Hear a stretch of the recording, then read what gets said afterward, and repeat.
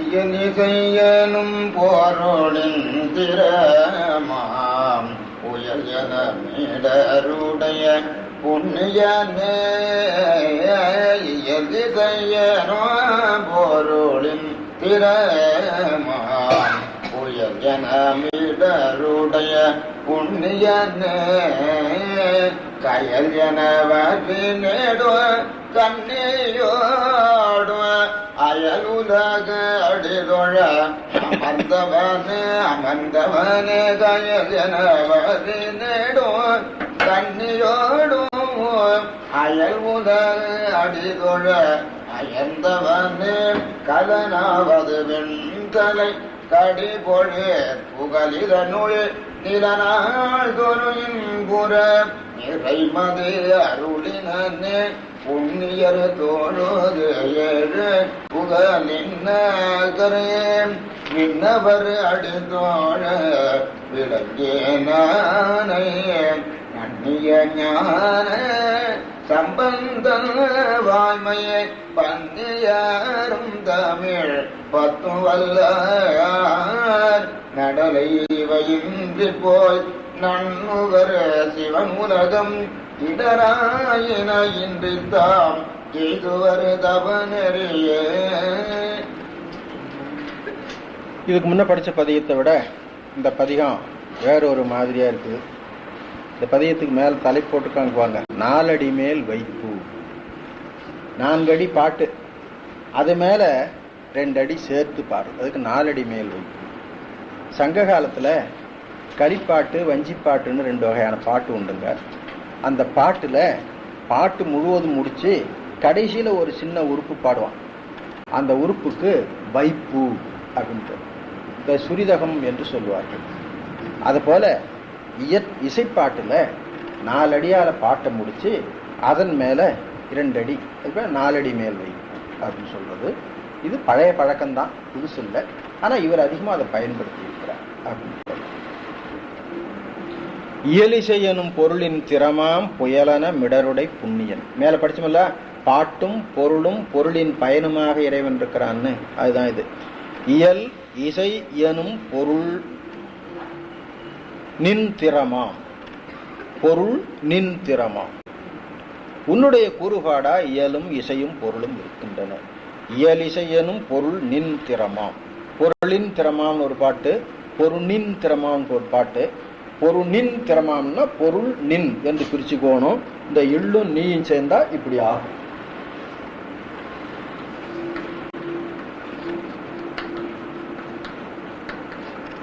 இந்த ரெண்டும் சேர்ந்து இப்படி ஆகும்.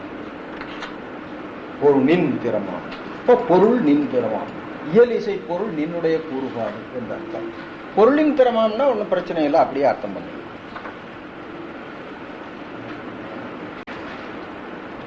இயலிசை எனும் பொருள் நின் திறமாம் புயலன மிடருடை புண்ணியனே. கயலன வரிநடுங் கண்ணியொடும் அயலுலக அடிதொழல் அமர்ந்தவனே. கலனாவது வெண்டலை, உனக்கு ஆபரணமாவது வெண்டலையோடுதான். கடிபொழில் புகலிதன்னுள் நிலன் நாள்தோறும் இன்புற நிறைமதி அருளினனே. நிலன் நாள்தோறும் இன்புற, நிலன் என்பது நில உலகத்து மக்களை குறிக்கிறது. நாளும் இன்புறும்படியாய் அவர்களுக்கு நிறைமதி அருளினன். புண்ணியன் அமர்ந்தவன் அருளினன். ஆன்மாக்களுக்கு நிறைமதி அருளினன். நாளும் இன்புற நிறைமதி அருளினன். நாள்தோறும் நாள்தோறும் வளருகின்ற அறிவினை நல்கினான் என்றது அபரஞானத்தை. அபரஞானம் என்பது சாஸ்திரங்களின் வாயிலாக வருகிற ஞானம். அதே அவன் யாரு? புண்ணியன், அமர்ந்தவன். எப்படி அருளினான்? அதுதான் முதல் வரியில வச்சது. இயல் இசை பொருள் நின் திறம். உன்னுடைய திறமாகிய இயல் இசை ஆவற்றின் பொருளை நீ நிறைமதியாக அருளினாய் அப்படின்னு அர்த்தம். அப்போ இயற்றமிழ் பாட்டுக்களை படிக்கிறோம். இயற்றமிழ் பாட்டுன்னா என்ன? அப்போ 11ஆம் திருமுறை எடுத்துக்கிறோம். அங்க திருவிடைமருதூர் மும்மணி கோவை இருக்கிறது, திருக்கழுமல மும்மணி கோவை இருக்கிறது. அவையெல்லாம் ஏற்பாட்டு, இசைப்பாட்டு அல்ல.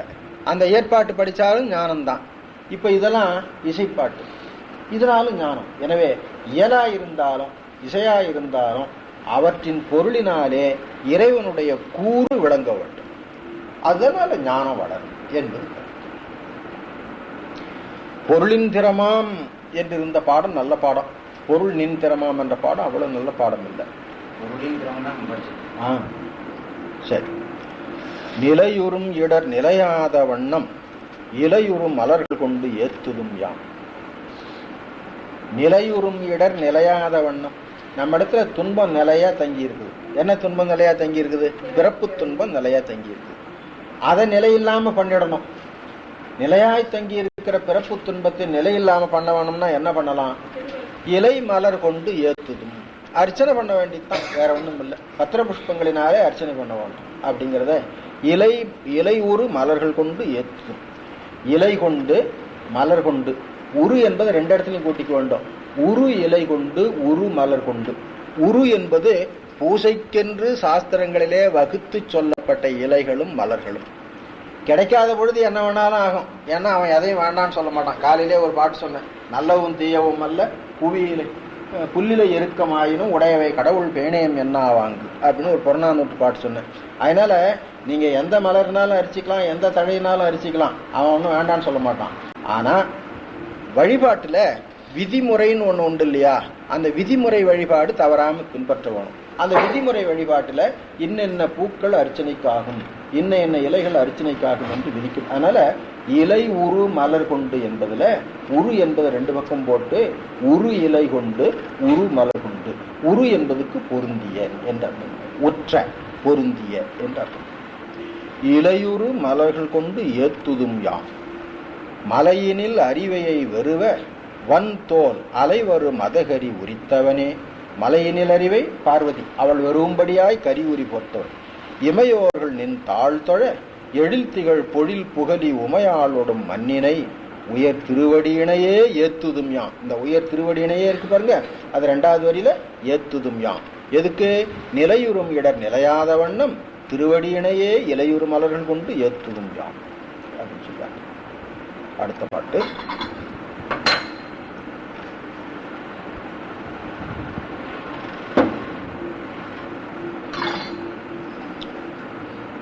பாடினை அருமறை வரன்முறையால் ஆடினை கரணம். கரணம் நாடகத்துக்குரிய கரணம். என்னங்க கரணம்? கரணம் தான் இருக்கணுங்க, காணம் இருக்கக்கூடாதுங்க. உங்களதுல எப்படி இருக்கு? கரணம். கரணம் என்பது நாடகத்தினுடைய நாட்டியத்தினுடைய வகைகள். அதை கரணம் என்று சொல்றாங்க. 108 என்று சொல்றாங்க இல்லையா, அந்த கரணம். ஆடினை கரணம் முன் அருவனத்தில். அருவனம் தாருகாவனம். சாடினை காலனை. அருவனத்தில் ஆடினை கரணம். சாடினை காலனை தயங்கொழி சேர் நீடுவெண் பிறைமுடி நின்மலனே. நினையே அடியார்தொழ நெடுமதில் புகழினக தனையே இடமேவினை தவநெறி அருளமைக்கு. தவநெறி அருளமைக்கு. யார் கேட்டது? அவர் கேட்டார். சுந்தரமூர்த்தி சுவாமி கேட்டார் திருத்துறையூர்ல. இவரும் இங்க கேட்டிருக்கிறார். அங்க வந்து வரலாற்றுலயே அதை வைத்து பார்க்கிறோம், இங்க அப்படி பார்க்கறது இல்லை. ஆனா தவநெறி அருளமைக்கு. இந்த தவநெறி என்பது வழிபாட்டு நெறின்னு அர்த்தம். சைவ சமயத்தை பொறுத்தவரையிலும் தவம் என்பது வழிபாடு தான். சரியை கிரிய யோகம் என்பதுதான் நமக்கு தவம். எனவே தவம் என்பது வீட்டை விட்டு போறது, காட்டுல இருக்கிறது, மலைக்குகையில் இருக்கிறது, மரத்துங்கீழ இருக்கிறது, சாப்பாடு இல்லாம இருக்கிறது, இந்த தவத்தை எல்லாம் நாம் சொல்ற வழக்கம் கிடையாது. நாம் சொல்றது தவம் என்பது வழிபாடு. சரியகிரிய யோகம் தான் தவம். எங்க சொல்லியிருக்க? ஆமா ஆமா, அருவனம் இருக்கு இல்லையா, அந்த அருவனம் வந்து தாருகாவனத்தை குறிக்கிறது. என்ன சொல்லிட்டு இருந்தேன், இந்த தவம் என்பது வழிபாடுன்னு எங்க சொல்லியிருக்கேட்டா, அந்த சிவஞான போதம் 8ஆம் சூத்திரத்துல சொல்லியிருக்கு. இவ் ஆன்மாக்களுக்கு முற்சை தவத்தால் ஞானம் நிகழும். ஞானம் எதனால் வரும்னா தவத்தால் வரும். வேதாந்திகளுக்கு நமக்கும் இது ஒரு முக்கியமான வித்தியாசம். வேதாந்திகளுக்கு சன்னியாசத்தினாலே ஞானம் வரும் என்பார்கள். அவர்களுக்கு சன்னியாசம் தான் முக்கியம். நமக்கு சன்னியாசம் முக்கியம் இல்லை, வழிபாடு தான் முக்கியம். இப்ப நமக்கு தவத்தினாலே ஞானம் வரும். தவத்தினாலே ஞானம் வரும்னா தவம் என்பது யாது? அது பின்னால் அதே மெய்கண்டார் வேற ஒரு வாக்கியம் போட்டிருக்கார். மேல் சரியகிரியா யோகங்களை செய்துடி நன்னெறியாகிய ஞானத்தை காட்டி அல்லது மோட்சத்தை கொடாவாகலாம். அப்போ நன்னெறியாகிய ஞானம் என்பது எதனால வரும்? சரியகிரிய யோகங்களினாலே வரும். இதுதான் இவ் ஆன்மாக்களுக்கு முற்சை தவத்தால் ஞானம் நிகழ்ந்தது. புறத்து வழிபாடு. கிரியை என்பது புறத்து வழிபாடு, அகத்து வழிபாடு ரெண்டும் சேர்ந்தது. யோகம் என்பது அகத்து வழிபாடு. இப்படி தனித்தனியா வைத்துக் கொள்ள வேண்டும். புராணங்கள்ல போய் தவம்னு சொன்னா அங்க இருக்கிறத தான் வச்சுக்கணும். அது யாரு? இப்போ கந்த புராணம் இருக்கு, அதுல காசிப முனிவன் இருக்கிறான், அவன் தவம் பண்ணான். அசுரர்களுக்கெல்லாம்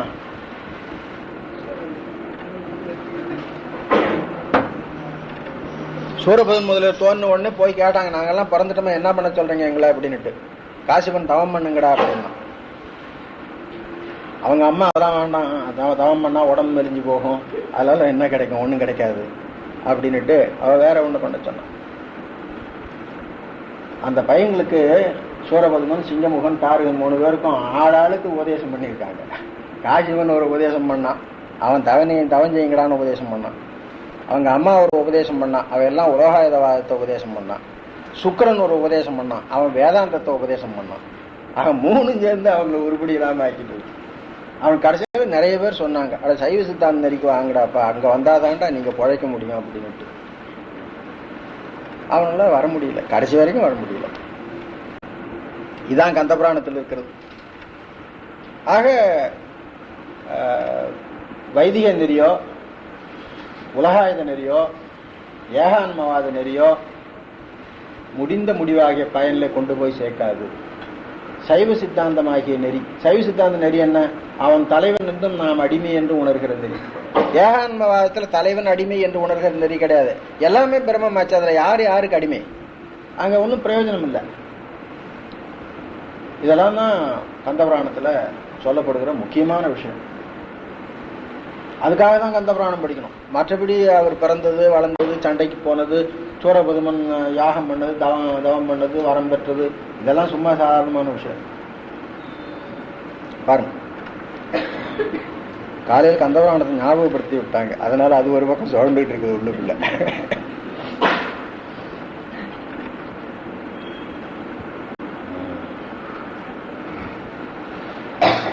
சரி, தவநெறி அருளமைக்கை.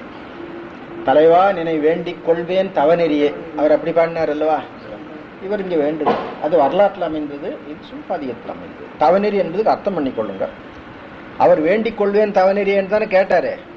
இப்போ நீங்க புராணத்தில் படிக்கக்கூடிய தவத்துக்கு அவர் போனாரு. அவர் தலந்தோறும் போய் வழிபட்டார். மற்றபடி எல்லாரும் வாழ்கிற மாதிரி வாழ்ந்தார், மனைவியோடு கூடி வாழ்ந்தார். அதான் தவநெறி. மனைவியோடு கூடி நின்றும் திருவருளை மறவாம திருவடியே நினைந்து கொண்டுகின்ற வாழ்க்கை தவ வாழ்க்கை. வீட்டிலேயே இருக்கலாம், வீட்டை விட்டு ஓட வேண்டிய அவசியம் இல்லை, மனைவி மக்களோடவே இருக்கலாம். ஆனால் ஒரே ஒரு நினைவு மட்டும் இருக்கணும், இது எல்லாமே திருவருள் தான், திருவருளேன்றி வேற ஒன்றும் இல்லை அப்படின்ட்டு. நமக்கு வினை தீர வேணும், ஞானம் வர வேணும். நமக்கு வந்திருக்கிற அனுபவமெல்லாம் வினைக்கழிவுக்காகத்தான். இந்த வினைக்கழிவு ஞானத்தை கொடுக்கும். இந்த ஞானத்தினாலே நமக்கு திருவடி அடைதல் உண்டு. இந்த உணர்வோடு நிற்க வரும். அதுக்கு பக்கத்துணையாக தீட்சை பண்ணுவது, பூஜை பண்ணுவது, இதெல்லாம் பண்ணுவது, இதெல்லாம் துணையாக உதவும். அதான் நமக்கு தவம். நிழல் திகழ் மழுவினை யானையின் தோல் அழல் திகழ் மேனியில் அணிந்தவனே. மழுவினை, மழுவை உடையவனே அப்படின்னு அர்த்தம். மழுவினை ஐகாரம் முன்னிலையில் வந்திருக்குங்க. ஈகாரம் ஐகாரம் இதெல்லாம் முன்னிலையில் வரும். நிழல் திகழ் மழுவினை, 2ஆம் வேற்றுமைன்னு வச்சிடாதீங்க. மழுவை யானையின் தோல் அப்படின்ட்டு அர்த்தம் பண்ணாதீங்க. மழுவினை யானையின் தோல் அழல் திகழ் மேனியில் அணிந்தவனே. கழல் திகழ் சிலம்பொலி அலம்ப நல்ல முழவோடும் அருநடம் உயர்ற்றினனே. அருநடம் முயற்றினேன்னு பிரிக்கலாம், உயர்ற்றினேன்னு பிரிக்கலாம். முயற்றினேன்னு பிரிக்கிறது மோனைக்கு பொருத்தமா இருக்கும். ஏன்னா முன்னால முழவோடு வருது இல்லையா. முழவோடும் அருநடம் முயற்றினன், முயலுதல் முயற்றுதல்னு வந்திருக்கு. முடிமேல் மதிசூடினை முருகமர் பொழில் புகழி அடியாரவர் ஏத்துற அழகொடும் இருந்தவனே. கருமையின் ஒளிவளர் கடல் நஞ்சம் உண்ட உரிமையின் உலகுயிர் அளித்த நின்றன் பெருமையை நிலத்தவர் பேசினல்லால் அருமையில் அளப்பரிதாயவனே. உன்னுடைய அருமையை இன்னதென்று அளந்து சொல்ல முடியாது. அப்ப அளப்பரிய அருமை உடையவன், அளப்பரிய அருமை உடையவன் ஆயிற்றே. ஆன்மாக்கள் உன்னை எப்படி உணர்வார்கள், எப்படி புகழ்வார்கள் அப்படின்னா, அவனுடைய அளப்பரிய பெருமை அத்தனையும் சொல்லி புகழ முடியாது. ஆன்மாக்களால எவ்வளவு முடியுமோ அவ்வளவு சொல்லி புகழலாம். அதை முன்னால 2 வரையில சொல்லி இருக்கிறார். கருமையின் ஒளிவளர் கடல் நஞ்சம் உண்ட உரிமையின் உலகு உயிர் அளித்த நின்றன் பெருமையை நிலத்தவர் பேசினல்லார். உலகையும் உயிரையும் அளித்த உண்டனுடைய பெருமையை உலகத்தவர் பேசுவார்கள். அவர்கள் அறிந்த அளவிலே பேசுவார்கள். அவர்கள் பேசினதினாலே உன்னுடைய பெருமை முழுதும் அளவிட்டு அறியப்பட்டு பேசப்பட்டு விட்டது என்று அர்த்தம் இல்லை.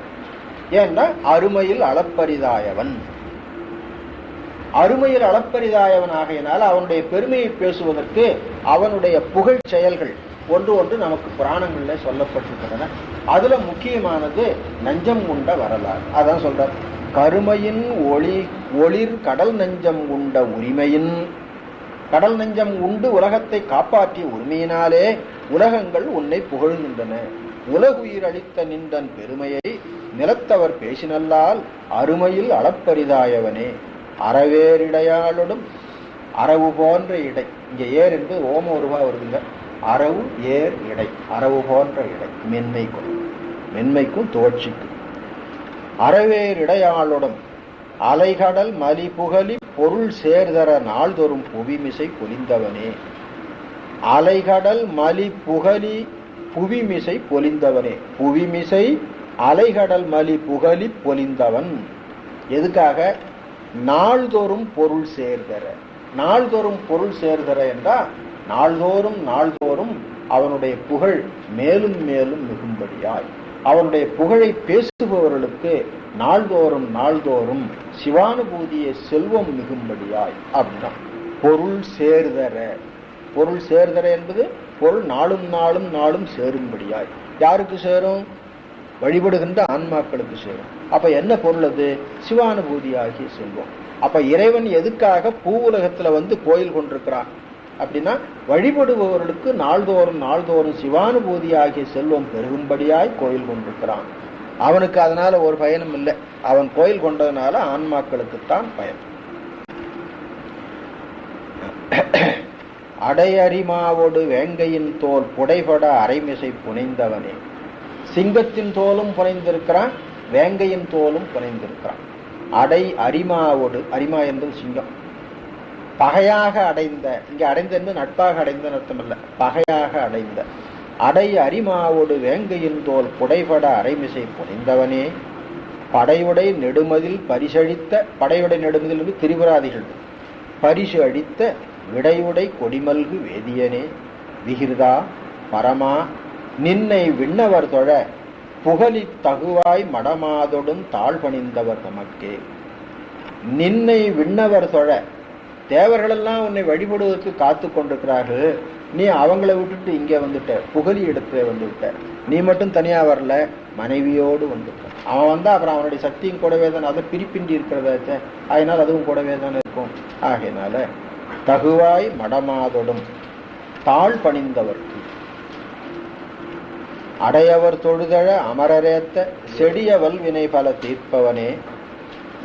அடியவர் தொழுதழ அமரர் ஏத்த செடிய வல்வினை தீர்ப்ப. செடியாய தீவினை அப்படின்னு சொல்றோம்ல, அது செடிய வல்வினை. செடிய வல்வினை பல தீர்ப்பவனே. துடியடை அகலல்குள் தூமொழியை பொடியணி மார்புற புல்கினனே. புல்குதல் பொருந்துதல் சேர்ந்திருத்தல். புண்ணியா புனிதா புகரேற்றினை, ஏற்றினை ஐகாரம் முன்னிலை. புண்ணியா புனிதா புகழ் ஏற்றை உடையவனே அப்படின்னு அர்த்தம். புகழி நகர் நன்னினாய் கடல் ஏற்றிட நன்னகிலாவினையே.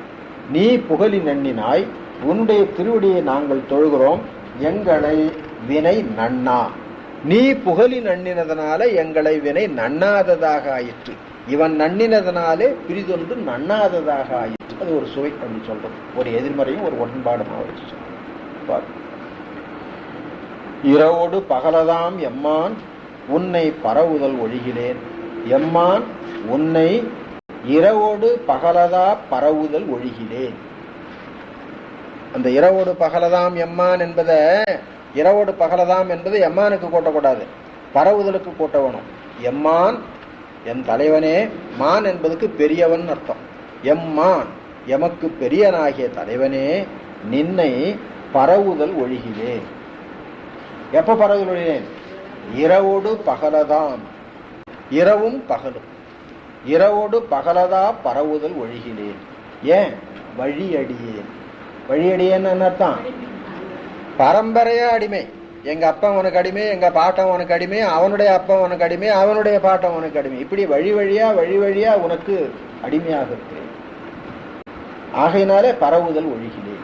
இரவோடு பகல், அதாவது பகல் என்பது உங்களுக்கு எல்லாருக்கும் தெரியும், சகலம். சகல நிலையில பரவலாம். இரவு என்பது கேவலம். கேவல நிலையில பரவ முடியுமோ? கேவல நிலையில பரவ முடியுமோ? கேவலம் என்பது சங்காரத்துக்கு பிறகு ஆணவத்தில் கிடக்கிற கேவலத்தை அல்ல, நித்திய கேவலத்தை. நித்திய கேவலம் என்பது இப்போ சகலத்திலேயே வருகிற கேவலம். இப்பவும் கூட சில சமயத்தில் நம்ம கேவலத்துக்கு போயிடுவோம். இங்க பாட்டு தப்பா படிச்சோம்னா கேவலத்தில் இருக்கிறேன்னு அர்த்தம், சரியா படிச்சா சகலத்தில் இருக்கிறேன்னு அர்த்தம். அப்போ இந்த கேவலம் இருக்கு. அப்புறம் தூங்கி போற கேவலம் இருக்கு. இந்த தூங்கி போற கேவலத்திலையும் நமக்கு கருவி இருக்குது, அது ஞாபகம் வச்சுக்கணும். இது அவத்தையில தொழிற்படுகிற கருவிகள் என்ன அப்படிங்கிற ஒரு கணக்கு இருக்குது, 4ஆம் சூத்திரத்தில் சொல்லுவாங்க. அதை கண்டுபிடிச்சா அது தெரியும். இப்போ துரியாதீதத்தை ஒரு கேவலம்னு சொல்றோம். அங்க ஒரு கருவியும் இல்லை, ஆன்மா தனியா இருக்குது அப்படின்னு சொல்லி சொல்லுவாங்க. ஆன்மா அங்க தனியா இருக்கிறது இல்லை, அப்ப அதுக்கு பஞ்சகஞ்சுகம் இருக்குது. ஏனைய கருவிகள்லாம் அங்கங்க நீங்கும். இங்க நீங்கிற கருவி இங்க இருக்கிற பொழுது புறக்கருவியோட சேர்ந்து இருக்குது. இங்க இருந்து இங்க வரும்போது ஞானேந்திரிய கண்மேந்திரியங்களாகிய புறக்கருவி நீங்கிடும். இங்க வந்தா அந்த கரணங்கள்லயும் போயிடும், சித்தம் மட்டும்தான் நிற்கும், சித்தமும் பிராணவாயும். இங்க வந்தா சித்தமும் போயிடும், பிராணவாயு தான் நிற்கும். மூலாதாரத்துக்கு துரியாதத்துக்கு போகிற பொழுது பிராணவாயும் ஒடுங்கி போகும், ஆன்மா மட்டும் இருக்கும். ஆன்மா மட்டும் இருக்கும்னா அந்த இடத்துல அதுக்கு ஆன்மான்னு பேர் இல்லை, புருடன்னு பேர். ஆன்மா எப்போ புருடன் ஆகுது தெரியுமோ? பஞ்சகஞ்சுகம் பெற்ற பொழுது புருடனாக ஆகும். புருட தத்துவம் எந்த இடத்துல வருது? வித்யா தத்துவத்துல காலம், நியதி, கலை, வித்தை, அராகம், இந்த 5 சேர்ந்தா அது கீழே வர்றது புருடன். இந்த புருட தத்துவம் தான் அவத்தைகளை அனுபவிப்பது. அப்போ கேவலாதீதத்துல துரியாதீதத்துல கிடக்கிற பொழுது புருட தத்துவம் ஆகையினால அங்க கஞ்சுக சரீரம் இருக்குது. கஞ்சுக சரீரத்துல அறிவிச்சை செயல்களுக்கு காரணமான கலை வித்தை அராகம் இருக்கிறது. அந்த கலை வித்தை அராகத்துக்கு உரிய அறிவிச்சை செயல்களாலே இறைவனை துதித்து கொண்டிருக்கும். அதான் நெஞ்சம் உமக்கே இடமாக வைத்தேன் நினையாது ஒருபோதும் இருந்தறியேன். துஞ்சும் போதும் நான் உன்னை நினைக்கிறேன். துஞ்சும் போது நினைப்பது எப்படி? நாம தான் தூங்குறோமே. விழிச்சிட்டு இருக்கிற பொழுது புறக்கருவிகளாலே துதிக்கிறேன், தூங்குகிற பொழுது நீ அகக்கருவியிலே இருக்கிறாய், அகக்கருவி உன்னை துதித்து கொண்டிருக்கிறது. அதான் கருத்து. அதனால இரவும் பகலும் என்பது கேவல சகலங்களிலும் என்றார். எல்லாருக்கும் வராது இது கேவல சகலங்களில். அப்பா சகலத்துல இருக்கிற பொழுது அதே நினைவாய் இருக்கிறவன் கேவலத்துல கிடக்கிற பொழுது அந்த நினைவு தொடர்ச்சியா இருக்கும். மறுநாள் எழுந்திருக்கிற பொழுது அந்த நினைவோடவே எழுந்திருப்பான். தொழுதெழுதல் அப்படின்னு இருக்கு இல்லையா? தொழுதெழுதல் என்பதுக்கு தொழானின்று எழுதல்னு அர்த்தம். ஏன்னா தொழுத பின்னர் எழ முடியாது. தொழுதல் என்பது செயல்.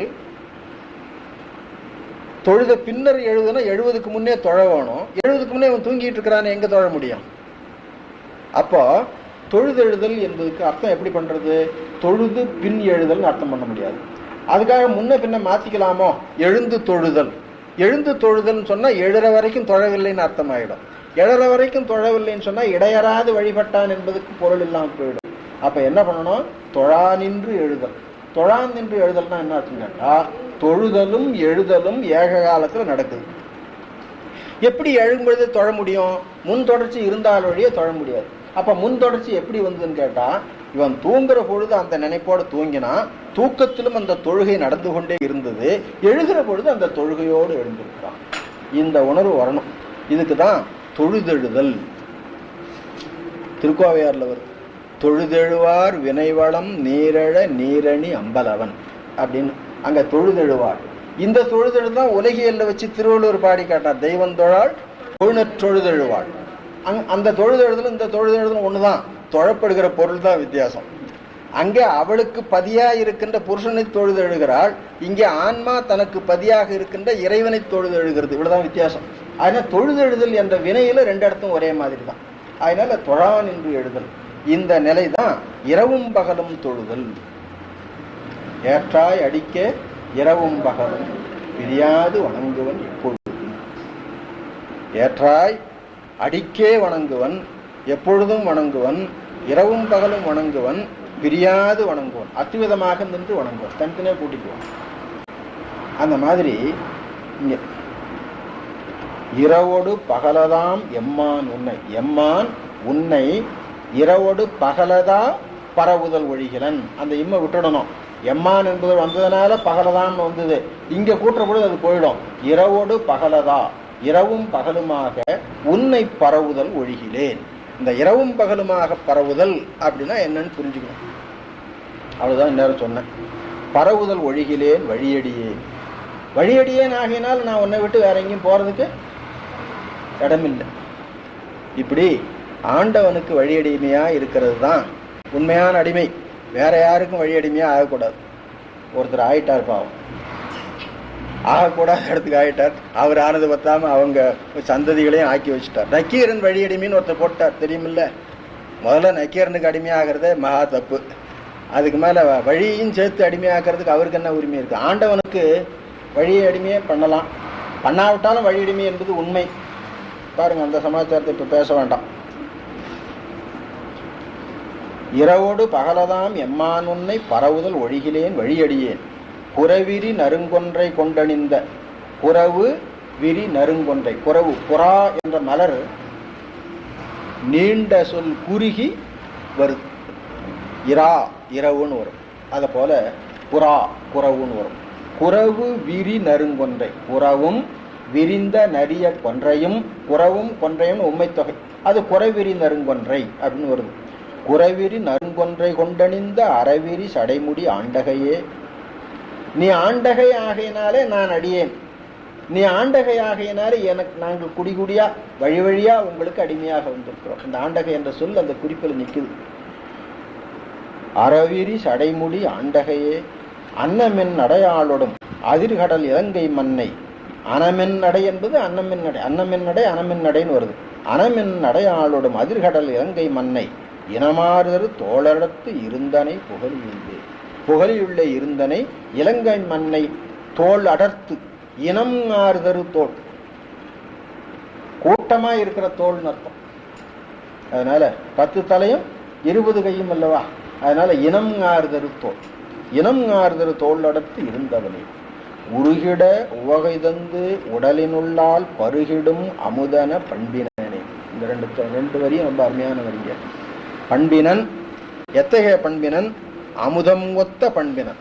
பாலும் இன் அமுதமும் ஒத்து அப்படின்னு படிக்கிறோம்ல, அந்த மாதிரி அமுதன பண்பினன். பருகுகின்ற அமுதாக.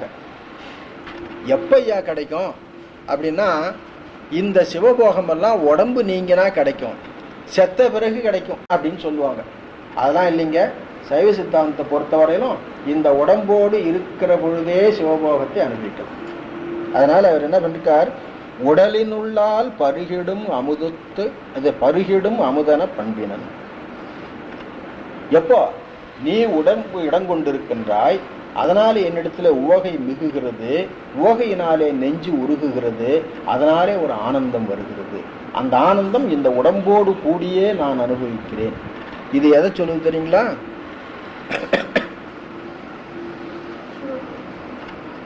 ஜீவன் முத்த நிலையிலே வருகிற சிவபோகத்தை சொல்லுகிறது. ஜீவன் முத்திக்கும் பரமுத்திக்கும் வித்தியாசம் இல்லை. பரமுத்திக்கும் சிவன் முத்திக்கும் ஒரே ஒரு வித்தியாசம், உடம்பு இருக்கிறது இல்லாமே தான். ஜீவன் முத்தியில உடம்பு இருக்கிறது, பரமுத்தியில உடம்பு இல்லை.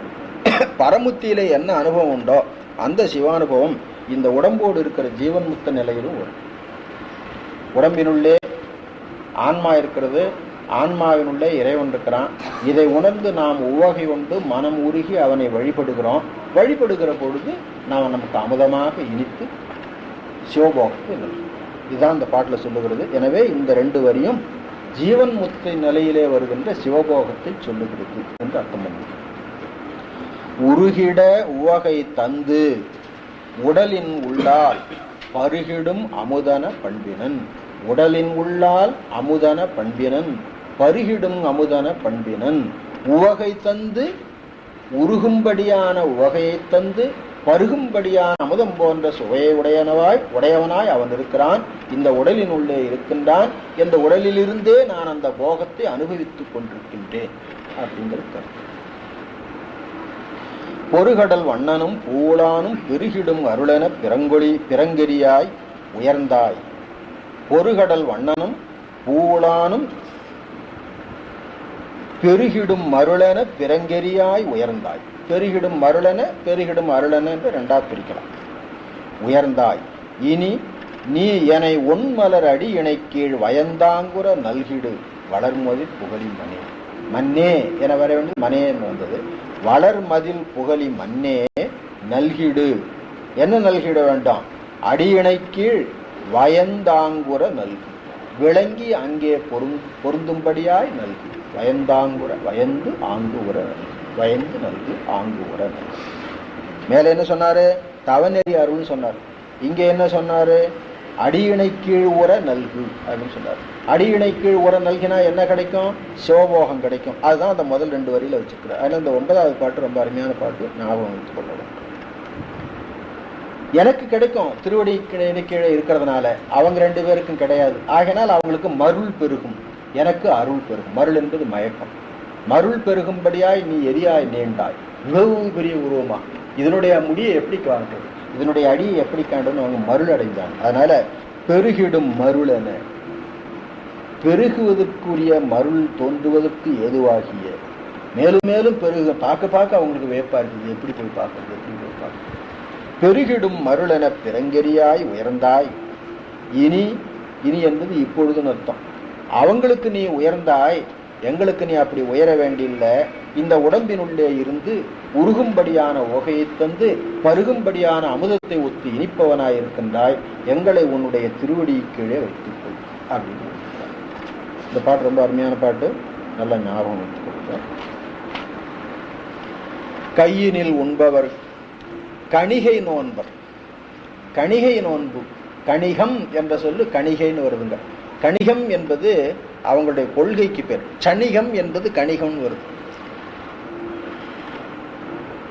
புத்தர்கள்லாம் எல்லா பொருளும் கணந்தோறும் அழியக்கூடியது, அழிகிற பொழுதே அதன் சார்பில் பிரிதொரு பொருள் தோன்றக்கூடியது அப்படிங்கிறது கொள்கை. அதனால அவங்க கொள்கைக்கு கணபங்கவாதம் அப்படின்னு பேர். இதை ஏன் சொல்லுகிறேன்னா, கணிகை நோன்பினர்னா போலியான நோன்புன்னு அர்த்தம் பண்ணியிருக்காங்க. தருமபுரம் பதிப்பில் அப்படித்தான் அர்த்தம் பண்ணிருக்கு. அவங்க எப்படி அர்த்தம் பண்ணாங்க? கணிகைங்கிற சொல்லுக்கு இந்த விலை மாதர்ன்னு இருக்கு இல்லையா, அவங்களுக்கு கணிகைன்னு ஒரு பேர் இல்லை, அதை வச்சுட்டு அர்த்தம் பண்ணிட்டாங்க. அவர்களுடைய இன்பம் நிலையில்லாத இன்பம், அதை போல இவர்கள் தான் நிலையில்லாத நோன்பை உடையவர்கள், போலியான நோன்பை உடையவர்கள். கணிகை நோன்பு. இங்கே நோன்பு என்பது விரத ஒழுக்கத்தை குறிக்கல, கொள்கையை குறிக்கிறது. என்ன கொள்கைன்னு கேட்டா, கணிகமாகிய கொள்கை. கணிகமான கொள்கைன்னா சணிகமாகிய கொள்கை. சணிகமாகிய கொள்கையாவது பௌத்தருடைய கொள்கை, பொருள்கள் கணந்தோறும் அழிந்தும் தோன்றியும் வரும், இது தானே நடக்கும்.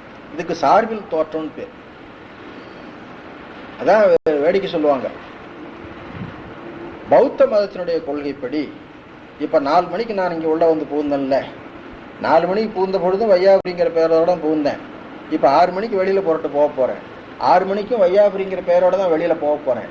ஆனா 4 மணிக்கு வந்த வையாபுரி வேற, 6 மணிக்கு போகிற வையாபுரி வேற. 4 மணிக்கு வந்தவர் அழிஞ்சிட்டார். அந்த 4 மணிக்கு வந்தவருடைய அந்த பொருள் இருக்க, அதனுடைய சார்பில் புதுசா ஒன்று தோன்றுச்சு. முன்னிருந்து அழிந்தது, அது ஒன்றை தோற்றுவித்து விட்டு அழிந்தது, அது இன்னொன்றை தோற்றுவித்து அழிந்தது. இப்படி கணந்தோறும் பொருள் தோன்றிக்கொண்டும் அழிந்து கொண்டும் தோன்றிக்கொண்டும் அழிந்து கொண்டும் இருக்கிறது. ஆகையினால புதுசா பொருள் வந்து கொண்டிருக்கிறது. இதுக்கு ஒரு கர்த்தா வேண்டியதில்லை, தானே தோன்றும் அப்படிங்கிறது அவங்களுடைய கொள்கை. அந்த கொள்கை தான் இங்க கணிகை நோன்பு. கணிக நோன்பு என்று வர வேண்டியது கணிகை நோன்பு அப்படின்னு. கணிகமாகிய நோன்பு.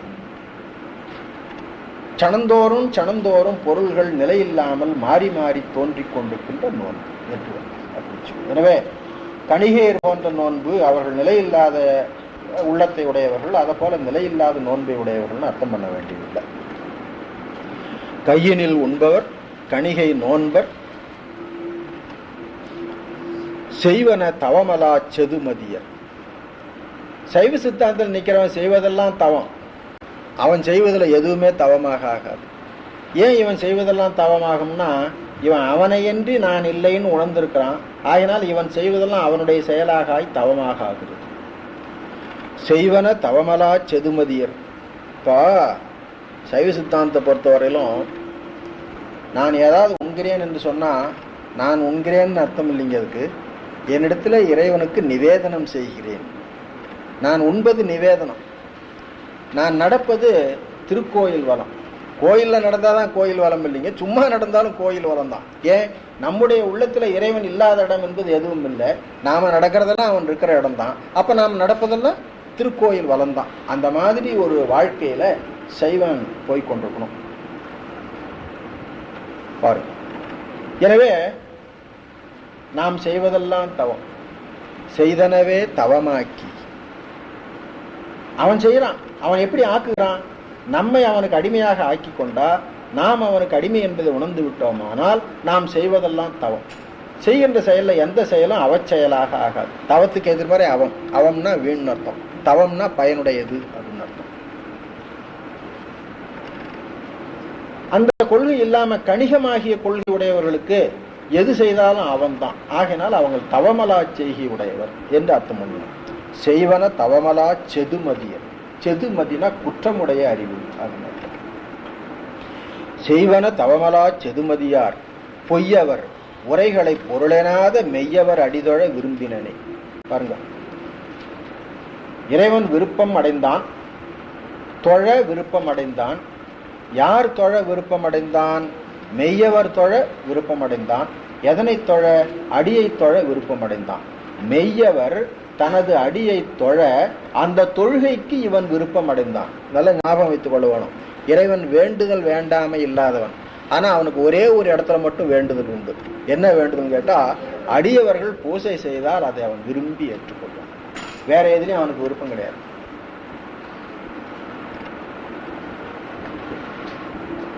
இது ஒரு அதிசயம். அவனுடைய குணங்கள்ல ஒன்று வேண்டுதல் வேண்டாமை இல்லாதவன். வேண்டுதல் வேண்டாமை இல்லாதவனா இருந்தும் அன்பர்களுடைய பூசையை அவன் வேண்டி ஏற்றுக்கொள்ளுகிறான். ஆகினால மெய்யவர் அடிதொழ விரும்பு. அடிதொழுதல் என்பதற்கு பல முறை அர்த்தம் சொல்லியிருக்கிறேன், அதனால ஞாபகம் வைத்துக் கொள்ளுங்க. அடிதொழுதலாவது திருவருள் சக்தியின் வழி நிற்கிறது. அவனுடைய ஞானக்கிரியைகளின் வழி நம்முடைய ஞானக்கிரியைகள் செல்லுமாறு நிற்கிறது. இதுக்குதான் அடிதொழுதல் அப்படின்னு. மெய்யவர் அடிதொழ விரும்பினர். அந்த மெய்யவர் யாரு அப்படின்னு கேட்டா, பொய்யவர் உரைகளை பொருளெனாத மெய்யவர். பொய்யவர் உரைகளை பொருளெனாத மெய்யவர். பொய்யவர் யாரு? இந்த சமண பௌத்தர்கள். சமண பௌத்தர்கள் அவர்கள் செதுமதியர், தவமல்லாதவற்றை செய்பவர்கள், கணிகமாகிய நோன்பினை உடையவர்கள், கையில் உண்பவர்கள். இவனை பார்த்தா கையில் உண்கிறான், உலகியல் ஒழுக்கமும் கூட அவனிடத்துல இல்லை. இவனை பார்த்தா சணிகவாதம் பேசுகிறான், தத்துவ ஞான சிறப்பு இவன்கிட்ட இல்லை. எனவே இவன் செய்வனையெல்லாம் தவமல்லாத செய்கை. எனவே இவனுடைய அறிவு குற்றமுடைய அறிவு. குற்றமுடைய அறிவினாலே சொல்லுகின்ற தத்துவ ஞானம் மெய்ஞானமாயிருக்காது, பொய்ஞானம். அதை பொய் என்று கண்டு நீக்கினவன் எவனோ அவன் மெய்ஞானம் உடையவன். அந்த மெய்ஞான உடையவன் இந்த திருவடியை தொடர்ந்தால் அவன் மகிழ்கிறான். இவ்வளவு தூரம் அதுக்கு அர்த்தம் எடுத்துட்டு வரணுங்க. அப்போ சமணர்களுடைய ஒழுங்கு தெரியணும், பௌத்தர்களுடைய தத்துவ ஞானம் தெரியணும், பொய் மெய் என்பதுக்கு விளக்கம் தெரியணும். அதுக்கு மேல இந்த பாட்டுக்கு அர்த்தம் பண்ணணும். கையினில் உண்பவர் கணிகை நோன்பர் செய்வன தவமலா செதுமதியார் பொய்யவர் உரைகளை பொருளெனாத மெய்யவர். அவங்க யாரு? சைவ சித்தாந்திகள்.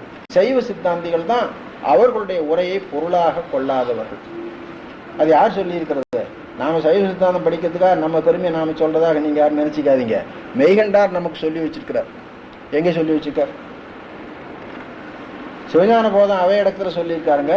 தன்னை உணர்ந்து தமையுடைய தன்னுணர்வார், எம்மை உடைமை எமை இகழார், தம்மை உணரார் உணரார். அவன் பேசுவான், அது நம்ம கேட்க வேண்டாம். உடன் இந்த தம்மில் புணராமை கேளாம் புறன். அவர்களுடைய புறங்கூட்டு சொல்லை நான் ஏற்றுக்கொள்ள மாட்டேன். அப்படி வரணும்.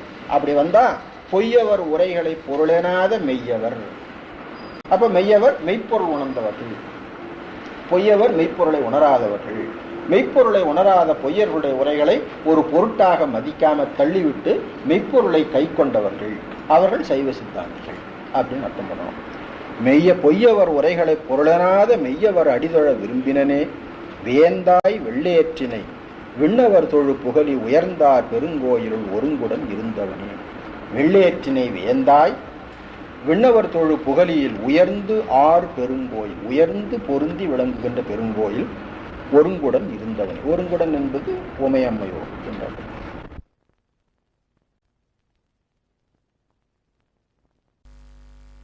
வாய்மை பண்ணிய அருந்தமிழ், மெய்ப்பொருளை சொன்ன தமிழ், மெய்ச்சொல்லால் சொன்ன தமிழ். அப்ப இது வாய்மை தமிழ் அப்படின்னு அர்த்தம் பண்ணும். வாய்மை பண்ணிய அருந்தமிழ் பத்தும் வல்லார் நடலை அவை இன்றி. நடலை என்பது நடலை அல்லோம். அப்போ வினைகளினாலே பொய்யாக துன்பப்படுத்த மாட்டோம் அப்படின்னு அர்த்தம். நடலை அவை இன்றி போய் வினைகளினால் வருகின்ற துன்பம் இல்லாமல் போய் நண்ணுவர் சிவனுலகம் இடராயன இன்றித்தாம் எய்துவர் தவநெறிய. எப்படி அர்த்தம் பண்ணணும் தெரியுங்களா? இத நடலை அவை இன்றி இடராயன இன்றி தவநெறி எய்தி சிவனுலகம் நண்ணுவர். ஏன்னா காரணகாரிய முறைப்படி வைக்கணுங்க. இதுல எப்படி இருக்குது பாட்டுல? நடலை இன்றி போய் நண்ணுவர் சிவனுலகம், சிவனுலகம் நண்ணுவர்னு முன்னால் இருக்குது, அப்புறம் தவநெறி பின்னால வருது. அப்ப என்ன பண்ணணும்? முதல்ல நடலையிலிருந்து நீங்கணும், இடரிலிருந்து நீங்கணும், அப்புறம் தவநெறி மேற்கொள்ளணும். இவற்றின் பயனாக சிவனுலகம் எய்த வேண்டும். அதனால எய்துவர் நண்ணுவர் சிவனுலகம் என்பதை கடைசியில கொண்டு வரணும். தவநெறி எய்துவர் என்பது முன்னால வைக்கணும். எய்துவர் இந்த முற்றை எச்சம் பண்ணி தவநெறி எய்தி சிவனுலகம் நண்ணுவர் அப்படின்னு. அதனால செய்யுள்ள முன்னால வச்சிருக்கலாம். நாம உரை பண்ற பொழுது எப்படி வரிசையில் அடுக்கணுமோ அந்த மாதிரி நடலையவை இன்றி இடரின்றி தவநெறி எய்தி சிவனுலகம் நண்ணுவர் அப்படின்னு எடுத்துக்கணும். அந்த அளவில் இன்றைக்கு பாடம் இருக்கட்டும். வாழ்த்து சொல்லலாம். வான்மிகு வழாது பெய்க மலிவளம் சுரக்க மன்னன் ஓன் முறை அரசு செய்க குறைவிடாது இருவாழ நான்மறை அரங்கள் ஓங்க நற்றவம் வேள்வி மல்க மேன்மைகள் செய்வநீதி விளங்குக உலகமெல்லாம் மேன்மைகள் செய்வநீதி விளங்குக உலகமெல்லாம் மேன்மைகள் செய்வநீதி விளங்குக உலகமெல்லாம்.